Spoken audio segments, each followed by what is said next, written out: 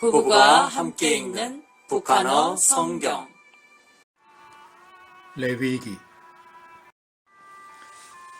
13장.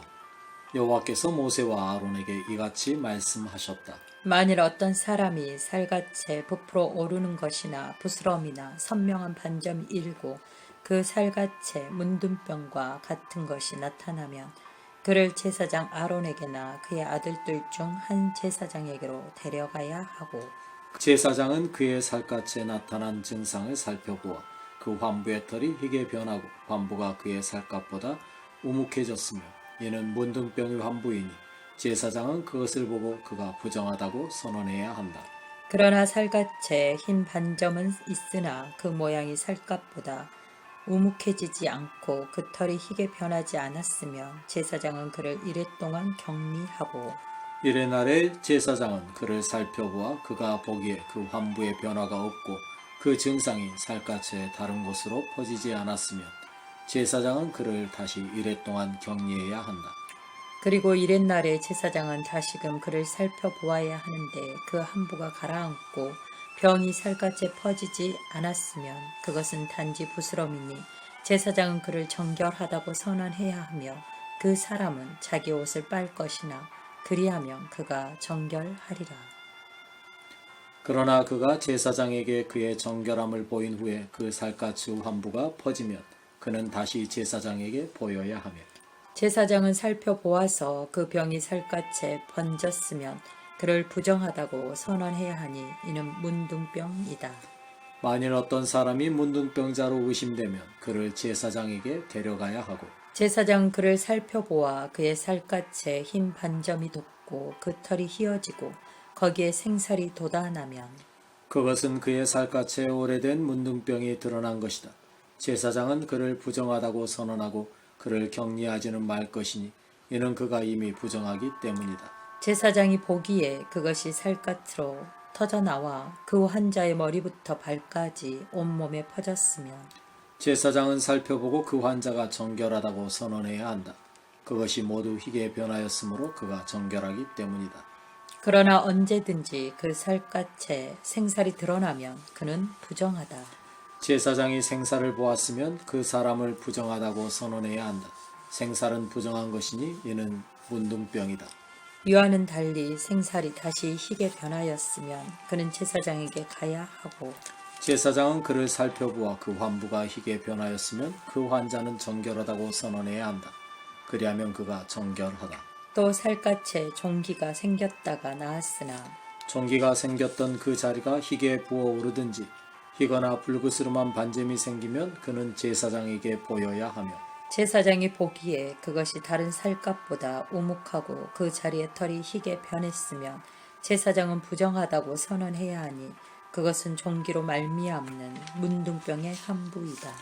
그러나 제사장이 그것을 살펴보았을 때 거기에 흰털이 없고 다른 살갗보다 우묵해지지 않고 빛이 엷으면 제사장은 이래 동안 그를 격리해야 하고, 그것이 다른 살갗으로 크게 번졌으면 제사장은 그를 부정하다고 선언해야 하니 그것은 전염병이다. 그러나 그 선명한 반점이 그대로 있고 퍼지지 않았으면 그것은 종기의 흔적이니 제사장은 그가 정결하다고 선언해야 한다. 살갗이 불에 데었는데 거기에 희고 불그스름하거나 흰 반점이 생겼으면 제사장은 그것을 살펴보아서 그 반점의 털이 확실히 희게 변하고 그 자리가 다른 살갗보다 우묵하면 그것은 화상으로 말미암은 문둥병이다.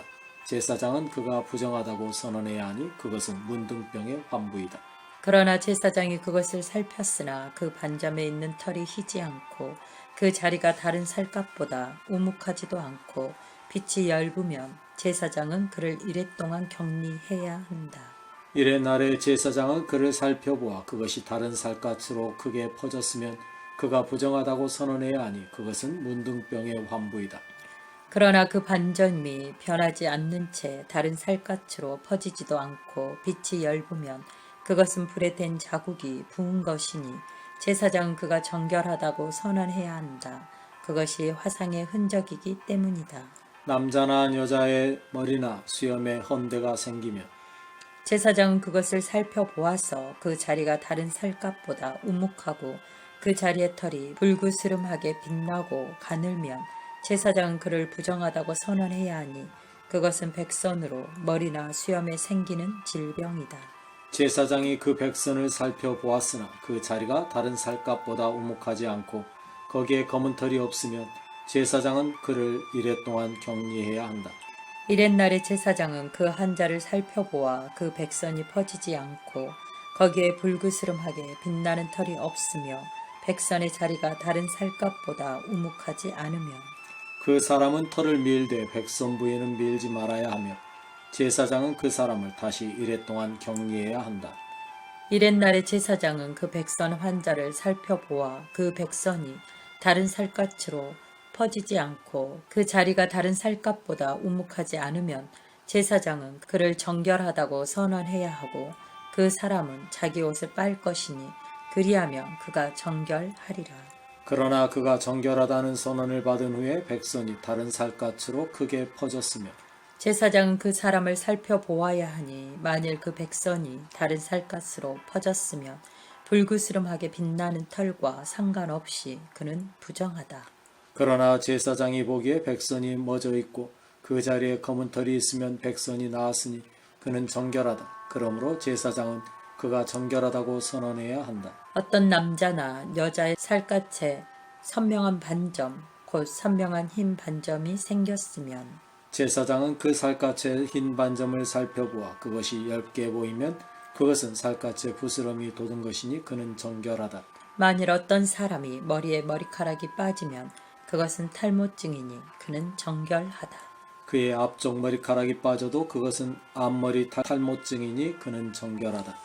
그러나 머리나 이마에 희고 불그스름한 종양이 돋았으면 이는 머리나 이마에 문둥병이 생긴 것이다. 제사장은 그 사람을 살펴보아서 만일 그 머리나 이마 앞에 종양이 살갗에 난 문둥병과 같이 희고 불그스름하며 그 사람은 문둥병에 걸렸으니 부정하다. 제사장은 그를 확실히 부정하다고 선언해야 하니 이는 병이 그 머리에 생겼기 때문이다. 그 문둥병자는 자기의 옷을 찢고 머리를 풀어내리고 자기의 웃입술을 가리고서 외치기를 부정하다 부정하다 해야 하며 그는 그 병을 지니고 있는 동안 언제나 부정하리라. 그는 부정함으로 진영 밖에서 혼자 살아야 한다. 만일 옷에 문둥병의 징후가 나타나되 토로되나 베오되 배나 털의 날실이나 시줄에 또는 가죽옷이나 어떤 가죽 제품에 나타나면 그리고 그것이 그 옷의 날실이나 시줄에 또는 가죽이나 가죽으로 만들어진 어떤 물건에서 푸르스름하거나 불그스름하게 보이면 그것은 문둥병의 징후이니 그 사람은 제사장에게 보여야 한다. 제사장은 그 징후를 살펴보고 이레 동안 그것을 따로 두었다가 이래 날에 제사장이 그것을 살펴보아 그 반점이 옷의 날실이나 시줄에 또는 가죽에나 가죽으로 만들어진 물건에 퍼졌으면 그것은 악성 문둥병이니 부정하다. 그러므로 그는 털이나 배로 만들어진 옷의 날실이나 시줄에 또는 어떤 가죽 제품에 그 반점이 퍼졌으면 그것을 불살라야 한다. 이는 악성 문둥병이므로 그것을 불살라야 한다. 그러나 제사장이 살펴보아 그 반점이 그 옷의 날실이나 시줄에 그리고 어떤 가죽 제품에 퍼지지 않았으면 제사장은 그 반점이 나타난 물건을 빨도록 명령하고 다시 이레 동안 그것을 따로 두었다가 또 그것을 빨도록 명령한 후에 그 징후를 살펴보아서 그 반점의 색이 달라지지 않았으면 그것이 퍼지지 않았더라도 부정하니 그 반점이 안에 있든지 밖에 있든지 너는 그것을 불사르라. 그러나 그 옷을 빨도록 한 후에 제사장이 살펴보아 그 반점이 희미해졌으면 그는 그 부분을 그 옷의 날실이나 시줄에서 또는 그 가죽에서 찢어내야 한다. 만일 그 옷의 날실이나 시줄에서 또는 어떤 가죽 물건에서 그 반점이 다시 나타나면 그것은 재발한 것이니 너는 그 반점이 나타난 것을 불살라야 한다. 그러나 내가 그 옷을 빨고 나서 그 날실이나 시줄에서 또는 어떤 가죽 제품에서 그 반점이 사라졌으면 너는 그것을 다시 빨아야 한다. 그리하면 그것이 정결하리라. 이것은 털이나 배로 만들어진 옷의 날줄이나 시줄에 대하여 또는 어떤 가죽 제품에 대하여 정결함이나 부정함을 선언하는 문둥병에 관한 규정이다. 아멘.